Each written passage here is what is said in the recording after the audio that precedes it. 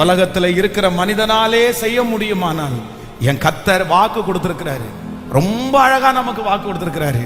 நீ நினைப்பதற்கும், சொல்லுங்க, நீங்க நினைப்பதற்கும் வேண்டிக் கொள்வதற்கும். இப்ப நீங்க திரும்பி பாருங்க, உங்க வாழ்க்கையை திரும்பி பாருங்க. ஆண்டவர் உங்களுக்கு கொடுத்திருக்கிறது எல்லாமே நீங்க கேட்டதா? நீங்க கேட்டதா? நீங்க கேட்டது மட்டும்தான் ஆண்டவர் உங்களுக்கு தந்திருக்கிறாரா? நீங்க கேட்டது மட்டும்தான் ஆண்டவர் தந்திருக்கிறாரா? என் வாழ்க்கையில ஆண்டவர் எனக்கு கேட்டது மட்டும் தரல, நான் கேளாததை ஆண்டவர் தந்திருக்கிறார். நீங்க கேளாததை ஆண்டவர் தந்திருக்கிறாரு. கேளாததை தந்திருக்கிறாரு. அது அவருடைய நீதி, அது அவருடைய பெரிய இருதயம். அந்த தேவன் தான் இன்றும் கர்த்தர் வாக்கு கொடுக்கிறார்.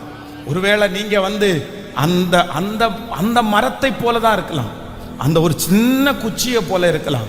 ஆனா வேதம் சொல்லுது, அது எங்க வந்துச்சு அப்படின்னு சொன்னா, ஆண்டவருடைய பிரசன்னத்துல. ஆண்டவருடைய பிரசன்னத்துல எந்த ஒரு மனுஷனுக்கும், எந்த ஒரு செத்து போன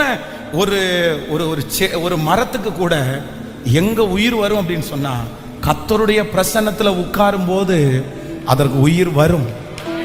அதற்கு உயிர் வரும். வாலிப தம்பி, நமக்கு உயிர் கொடுக்கிறவர் யார் தெரியுமா? என்ன முளைக்க பண்ணுகிறவர் யார் தெரியுமா? கர்த்தர். கர்த்தர். நீ முளைக்கணுமா? நீ முளைக்கணுமா?